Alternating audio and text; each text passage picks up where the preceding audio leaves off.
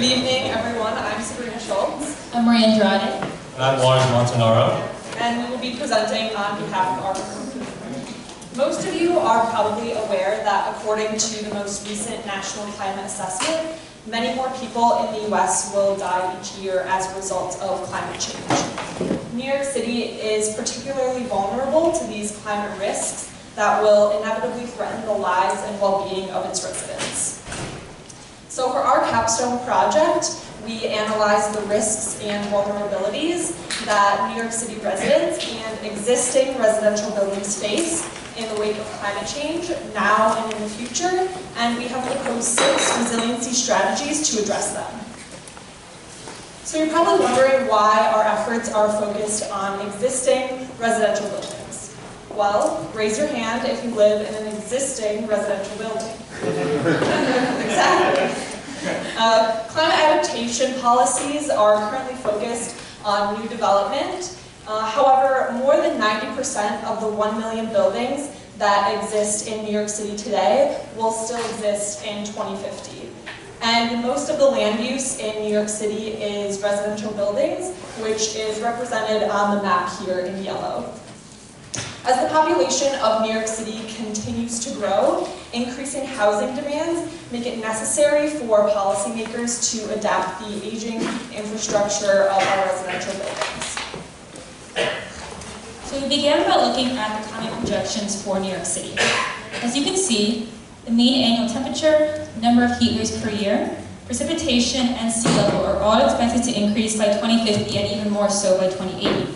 In addition, the rain frequency, wind, and intensity of coastal storms is also predicted to increase. So as you can see from this table, New York City faces a plethora of hazards which will worsen due to climate change. So we analyzed 9 of these hazards and assessed their probability, economic and social impact, and their primary and secondary effects. We eventually narrowed down our focus to 3 of these: extreme temperatures, sea level rise, and coastal storms. We determined these 3 to be the hazards that pose the highest risk to New York City residents and existing residential buildings. They also have the highest probability of worsening and becoming more frequent in the near future, have the highest adverse social and economic impact, and also will affect the greatest amount of people. So of these 3 hazards, extreme temperatures is most deadly, with high internal building temperatures being a leading indicator of heat-related death. In this map, the darkest red areas show the neighborhoods with the highest heat vulnerability. And this index includes both socio-demographic and environmental variables. It shows the areas with the highest vulnerability are Central Harlem, South Bronx, and Central Brooklyn, which are all areas with high concentrations of low-income populations, residential buildings, and non-permeable areas. Also, studies show that indoor room temperatures can be up to 20 degrees Fahrenheit hotter than the outdoors when there is a lack of AC. So basically, hotter summers and projections of more intense, frequent, and longer heat waves make heat an issue, or an urgent environmental and health challenge. The next hazard we looked at are coastal storms. Currently, nearly 2.5 million city residents live in storm and inundation zones. And these numbers are predicted to continue increasing through the 2050s. As the frequency and severity of coastal storms increases, even more residents, homes, and businesses will be impacted by storm surge during these events. Finally, sea level has already risen by a foot since 1900, and high-end projections could mean as much as 6 feet, rendering coastal residential buildings uninhabitable. So coastal residential buildings are at risk for frequent flooding, but sea level rise can also lead to groundwater table rise, which can lead to basement flooding as well as corrosion of infrastructure that is currently underground. Seen here is the sea level rise for 2050 and 2080 in New York City. And the areas in New York City that will be most impacted by sea level rise are South Brooklyn and Queens, Lower Manhattan, Staten Island, and the Rockaways. So it's important to take into consideration that as these risks worsen, not everyone will be equally impacted. Some communities are at higher risk, but there are vulnerable populations in every neighborhood. So who is at higher risk? Residents with chronic and mental health conditions, low incomes and people of color, residents without AC, and senior residents who have a harder time leaving their homes. So it's not surprising that New York City has already done a lot to address future climate changes and is actually considered a world leader in climate mitigation and adaptation planning. So our team set out to find 2 things. First of all, what strategies New York City currently has that we believe can be improved, and second, what strategies New York City doesn't have that we believe should be implemented. So, we reviewed case studies in the United States and internationally to identify a suitable set of strategies that would ensure that aging buildings are resilient to future extreme weather events, keeping in mind greenhouse gas emissions and public safety and habitability. Here's a map of all the cities we looked at with resilient strategies, the yellow denoting cities with strategies, and the red denoting cities we eventually selected to include as case studies in our paper. So we started with these 16, and we applied 2 sets of criteria. First, we narrowed down the cities to see which could be selected as case studies, and then we selected strategies from these case studies to come to 6 final recommendations. In selecting our cities, we considered a few things. First, we looked at whether or not the cities was similar to New York City's existing strategy. We considered whether or not the strategies are implemented or in the process of implementation, meaning they have existing progress data that we can assess to see if it's effective. We compared the hazard and vulnerability profiles of these cities. So for example, coastal cities have a comparable flood risk profile to New York City, and cities with concentrations of old buildings and impermeable surfaces have similar heat risk profile. And we also wanted to make sure that residents in these areas are similar to those in New York City. We compared the building stock, age, size, and construction profiles, and we ruled out any cities that hadn't been impacted by an extreme weather event in 1980. So getting to 31 resilience initiatives, we selected strategies from these initiatives and looked at them in these ways. We considered whether or not they are similar enough to improve, or whether or not they're too similar to improve on the existing New York City strategies. Whether or not they're economic, socioculturally, and geographically feasible. Whether or not they have longevity, including what are the maintenance costs. The effectiveness, if they demonstrated effectiveness in their case studies in a way that's applicable to New York City. And finally, as a tiebreaker criterion, we considered whether or not they have co-benefits across different hazard profiles. So we arrived at 12 strategies that specifically we believe could assist the gaps in New York City's plan. And then we combined like sets of strategies to come to 6 final recommendations that are more flexible and less about addressing specific responses. So we're about to go over our 6 recommendations. And each one, we're going to provide the specific components of what we are recommending, as well as highlight a case study that demonstrates the success of this strategy elsewhere. You're going to see one of these 2 icons next to each recommendation, which demonstrates which risk it addresses between extreme heat and flooding due to coastal storms and sea level rise. And due to the breadth of this issue and the fact that 20 minutes is a little too little time to address impending climate disaster, we're going to be cursory reviews, but please feel free to ask us about the specifics in the Q&A. All right, so our first recommendation is to elevate single-family homes and to elevate electrical equipment in residential buildings. Currently, New York City doesn't have much in terms of physical protection against coastal flooding in the most at-risk neighborhoods. So we propose that New York City works with FEMA to require that residential homes and electrical equipment in buildings be elevated above base flood elevation.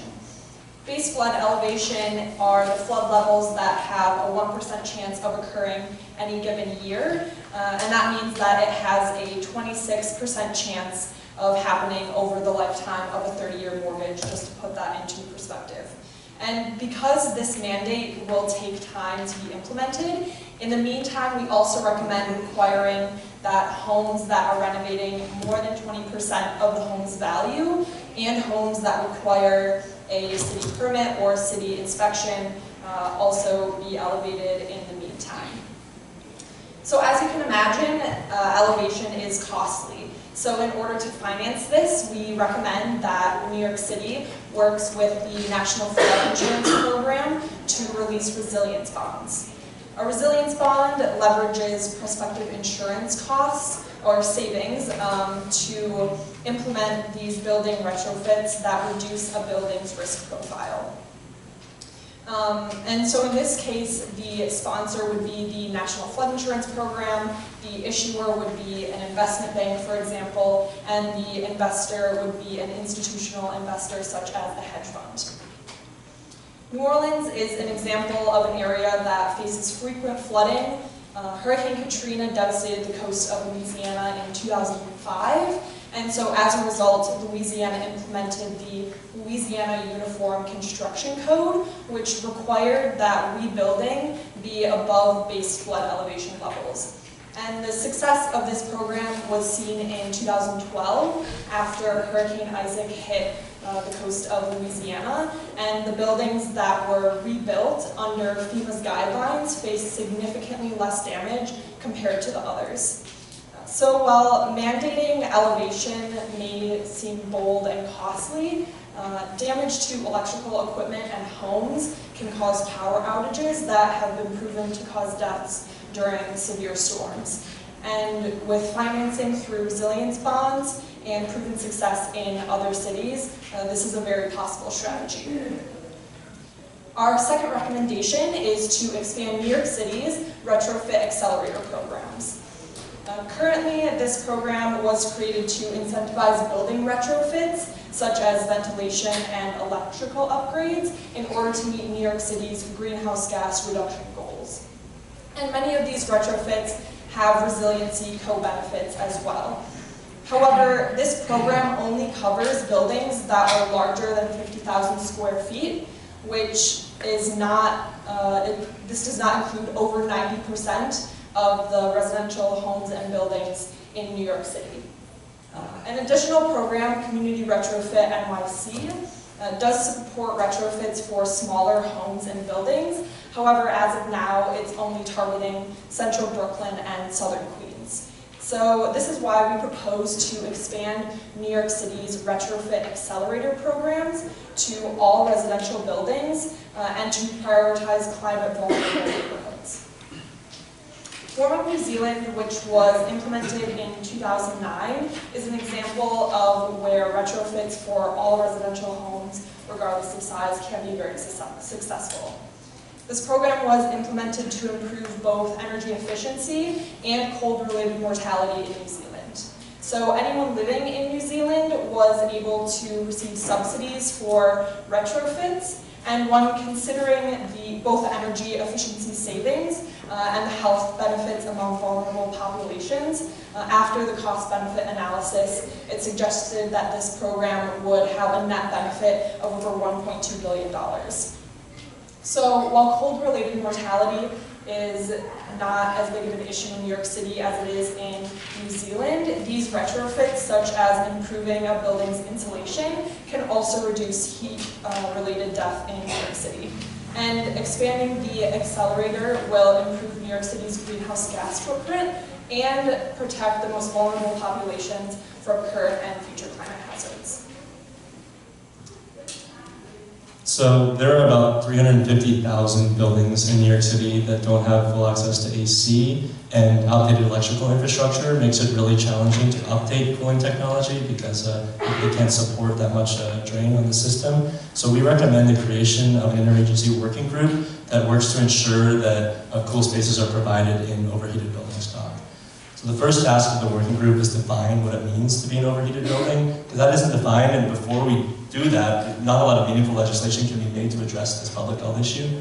The second step would be to identify the most heat vulnerable areas, and this possibly could be done by utilizing a similar program to the low temperature reporting program that's already in place in the Department of Housing Preservation and Development. And finally, the working group could recommend requirements for cooling measures, such as passive cooling retrofits, which could be done in conjunction with the retrofit accelerator expansion.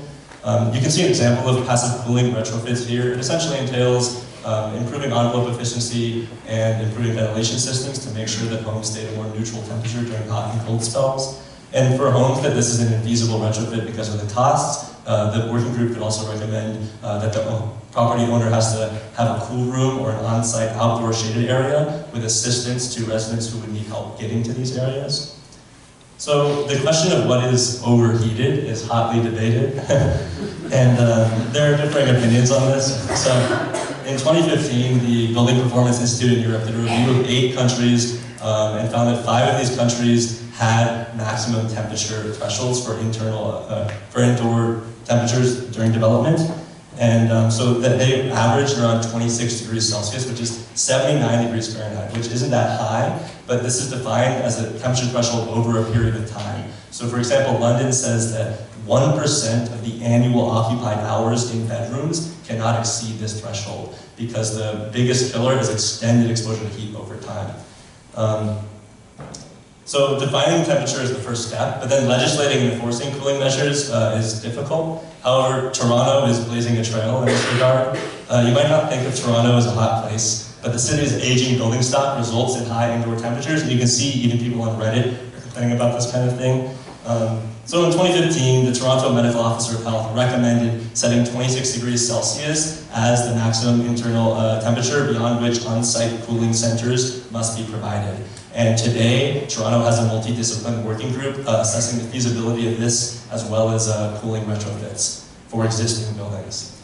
And so finally, in New York City, there is existing political traction for protections against extreme temperatures. Intro 948, which is currently in City Council, talks about identifying the 150 buildings with the highest ratio of cold weather violations to units in New York City and installing a heat sensor in those buildings. And this kind of bill is exactly in line with what this recommendation is trying to do. And this working group would definitely recommend amending that legislation to include the identification of overheated buildings as well. And then they can be connected to the retrofit accelerator programs to improve public health where it counts. So our fourth recommendation is to encourage permeable pavements. And as a concrete jungle, New York City is hugely impervious and prone to flooding, which causes damage in the streets, in the subway, and especially public health risks in combined sewage overflow areas. Those are areas which the combined sewer system during heavy rain events outpours stormwater and human waste and toxic materials into the water. So implementing permeable pavements has a lot of benefits. It reduces runoff. It allows, by allowing water to soak into the pavement rather than into the sewers, and it reduces flood damages and sewage overflow. And additionally, it can reduce local temperatures because dark, low albedo heat retentive pavements can be replaced by high albedo permeable pavements which evapotranspirate and add moisture into the air, cooling the local environment. You can see a cute little graphic here. This is a rural area versus a forest area, runoff versus evapotranspiration, and permeable pavements will allow NYC to sit somewhere in between, reducing runoff while cooling their surrounding area. So permeable pavements are expensive and hard to maintain in high traffic areas, but in New York City there are many instances of low traffic, heat vulnerable residential areas where permeable pavements could be installed as a starting point. Therefore, we propose expanding the green infrastructure program to include installation of pavers and porous pavements, and prioritizing installations in heat vulnerable areas within combined sewage overflow zones, and to create a rebate credit program to incentivize private developers to do the same thing. So to understand the feasibility and costs of this, we looked at what other cities were doing, and Chicago, which suffered an extremely deadly heat wave in 1995, has since been trying to reduce the urban heat island effect and improve city resiliency. They have something called the Green Alley Program, which ran as a pilot program from 2006 to 2009 and was later made into a full-time program. And as of 2014, they've installed 330,000 square footage, and which contains 17 million gallons of runoff annually. And they've also demonstrated in the study that green infrastructure solutions, such as permeable pavements, are 3 to 6 times more cost-effective than other methods per $1,000 invested. So Chicago's success in increasing permeability can be used as a guideline for New York City to do the same. They've demonstrated that while initial costs are high for permeable materials, there's less of a need for drainage systems, and you can yield an 8 to 28% cost savings while reducing runoff by an estimated 45 to 85%. So an important part of reducing loss of life due to extreme weather is making sure that New York City residents are well prepared and educated on their risks and needed protective measures. So currently the New York City Emergency Management Office has Community Emergency Response Teams, or CERT for short, and they're highly trained volunteers who help prepare New York City residents for extreme weather events. However, even though NYCEM has been trying to expand their CERT program, there are still various communities throughout the city that currently don't have CERT teams. In addition, since they are just volunteers, they don't work year-round and only right before and during an extreme weather event. So we want to improve New York City's emergency management system by educating, monitoring, and preparing at-risk residents for future extreme weather events, and we believe we need more than just part-time volunteers for this. So currently the New York City Emergency Management Office has a division for external affairs which manages various communications and community at-risk projects, including the CERT teams. And we want to recommend the city to implement eco-managers as part of the full-time staff of the external affairs team. So they'll be like the point person in their assigned neighborhoods when it comes to anything climate change or extreme weather related. So they would be responsible for coordinating with and communicating with their assigned neighborhoods, mandating preventative measures in buildings, monitoring at-risk communities and reaching out to vulnerable buildings, hosting educational sessions in schools, and also they would make sure to focus their efforts on neighborhoods that are at higher risk and those lacking certs. So eco-managers are not meant to replace certs, but rather support them and improve the resiliency of at-risk neighborhoods.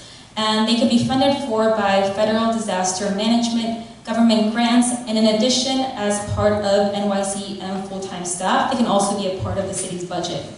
Also, their costs should be relatively low, and it would improve the focus of at-risk neighborhoods year-round. So it's important to make sure that people are educated not only about risk preparedness, but also climate change as a whole. So we found validation in Paris, who is currently running a pilot program focusing on full-time and paid eco-managers. So not only do they keep an eye on vulnerable buildings and populations, they also communicate with site managers and building owners on how to improve resiliency year-round.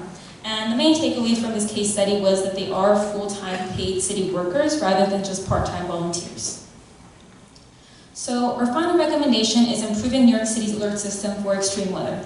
Currently, New York City has Alert NYC and New York State has NY Alert, which are both opt-in systems. So why do we think we need to improve them? So first of all, despite extreme temperatures being the most deadly hazard in New York City, alerts are only sent out when it's a full-on heat wave. Also, only the largest phone carriers provide wireless emergency alerts, or WEAs, meaning people with smaller phone carriers are not receiving these alerts. Also, it requires a sign-up, so the city's most at-risk residents might not sign up for these alerts, meaning that they might miss out on life-saving information. And finally, senior residents who are at higher risk during these extreme weather events are more likely to have landlines rather than cell phones, meaning that they also would not receive these alerts. So we want to increase the accessibility of the city's alert system for the most at-risk populations. So to improve New York City's emergency alert system, we propose mandating cell phone carriers and TV broadcasts to issue WEAs on behalf of the city's emergency management agency. We also want to extend these alerts to smaller cell phone carriers that currently do not have these services. And in addition, extending these as an automated message to landlines can reach out to non-cell phone users. And much like the emergency alert system from the Federal Communications Commission, they would penetrate and disrupt regular TV and radio broadcasts to alert residents about extreme local weather events. So wireless emergency alerts, Alert NYC and NY Alert are all currently free services to residents. And based on the current cost of WEAs and public service announcements, the cost of extending these alerts to other should be relatively low. They require no maintenance once they're already set up. So in the Indian city of Ahmedabad, which often deals with extreme heat events, including a deadly 2013 heat wave, officials implemented an advanced heat alert system. So prior to a heat event, officials alert mobile phone companies to send out alerts to everyone throughout the city. And the main takeaway from this case study was that these alerts are mandatory rather than optional like New York City's current opt-in systems. So we understand that this was a lot of information in a short amount of time, so feel free to ask us many questions during the Q&A. But it's important to keep in mind that these recommendations build on one another, so it's necessary that they're implemented in tandem in order to address the most severe climate hazards, to fill the gaps in New York City's current resilience plan, and to support all residents across all boroughs of New York City. Overall, we learned that much of the existing plans and policies focus on new development and large buildings, as resiliency interventions are costly and often don't have a short return on investment until there's a new climate disaster. However, as New York City continues to get even denser and critical infrastructure, especially our homes, continues to age, climate-smart investments and policies are necessary. Thank you for your time, and we now invite the rest of our group up to answer all of your questions.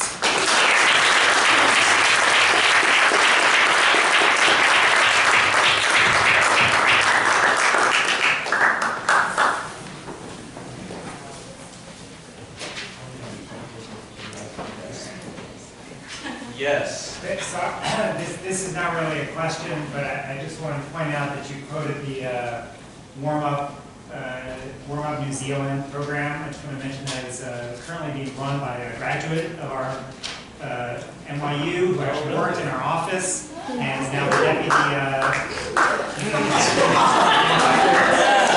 All right. So if you ever doubt whether working for the Office of NYU Sustainability will make you a globe-trotting environmental leader. So what Cecil is really saying is after you graduate, if you can't find a job, try another hemisphere. No, that was great. So I have a really hard question. So maybe I'll get 12 billion answers. So the hardest thing, I think, from a planning point of view, to think about climate adaptation and climate resiliency has to do with how to roll this out and think about it and plan it and organize it over time.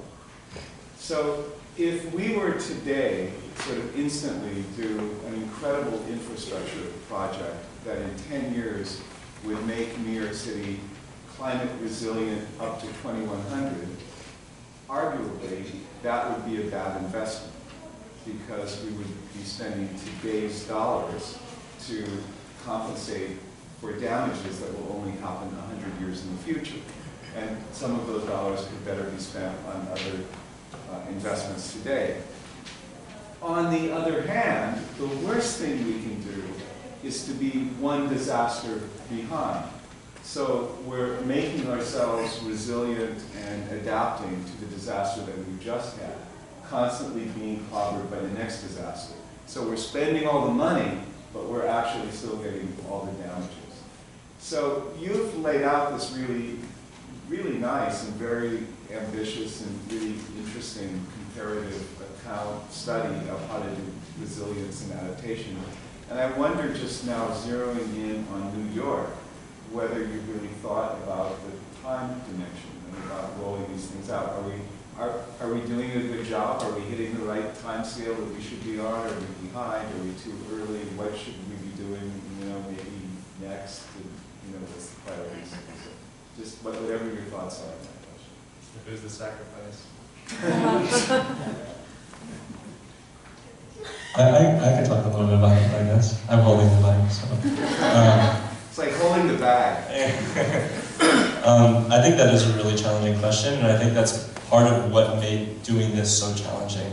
Not only because it's challenging to do it in New York City, but because most of the strategies that we looked at have been implemented in the past year or 2 or 3, and then all of the city, everyone's now doing a resiliency plan, and there's no data on progress, there's not a lot of data on how things go over time.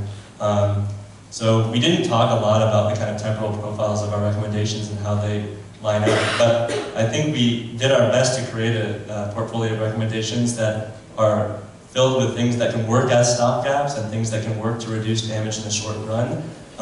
And then also we have more ambitious recommendations like the elevation, which is not going to happen in the short term.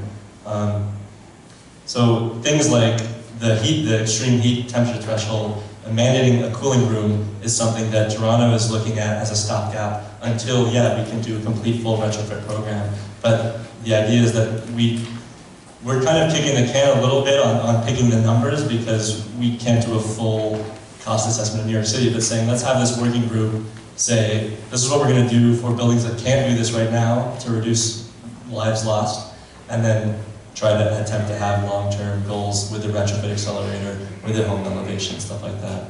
Does anyone else want to add? It's also important to note that our project is a gap analysis. So New York City is already doing a lot to think about climate preparedness. So our project was hoping to fill in those gaps to try to really see where we could help New York City and its residents and the buildings. So in the beginning, you noted that oftentimes climate issues are affecting disproportionately elderly and low-income communities, and some of your recommendations are focusing, I guess, more on buildings. I'm wondering, is there any thought in terms of a rollout addressing specific communities that are disproportionately affected by climate risk? Yeah, so most of our recommendations are either in the recommendation itself in the report written in a way that does focus specifically on the most vulnerable communities and focusing again on these gaps. So some of the current plans that New York City does have, part of those gaps are not focusing on the communities that are the most vulnerable, which often is a combination of all of those factors. So people that are older are less likely to have air conditioning. People that are in lower income communities are less likely to have air conditioning. These are usually compounding factors. So all of our recommendations do focus on these communities, which for heat, specifically Central Harlem, South Bronx, Central Brooklyn, and for flooding is coastal areas. But so all of our recommendations do include either a direct mention of the specific neighborhood that does need to be focused on, or that the working group should prioritize neighborhoods that are more vulnerable to these risks.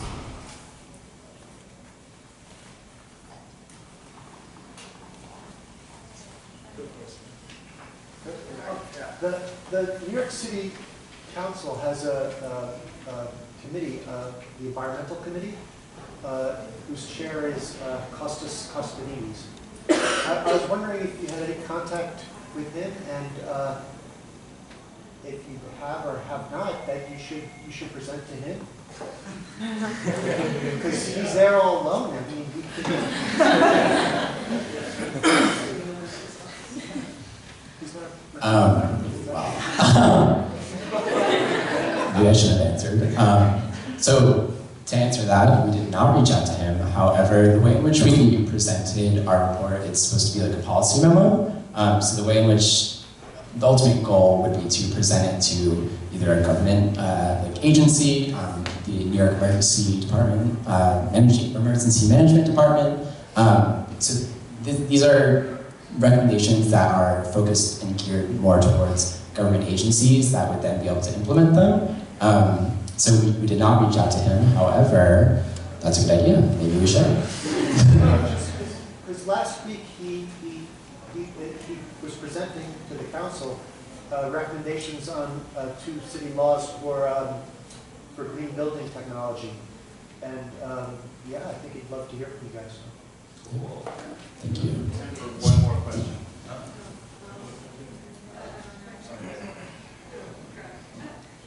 That's a student. Hi, Andrew. I'm just curious, how do you elevate an existing building? He's Janet. So it can be quite complicated, and a lot of buildings cannot be elevated. It entirely depends on the type of building that you're elevating. Elevation, like physical elevation of the entire building, our focus is mostly on 1- and 2-family homes that are more in the outer boroughs.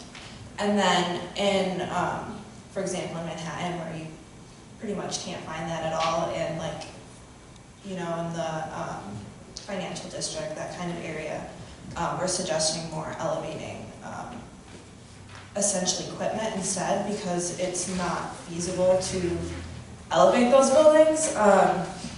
But as far as the small buildings, basically what you do is you have to fill in the basement, and then it's put up on, there are different types of material that are used, but you can use cement, you can use wood, kind of depends on what specifically you're going for, but essentially the entire building is just It's like jacked jacking up a car. Yes, exactly.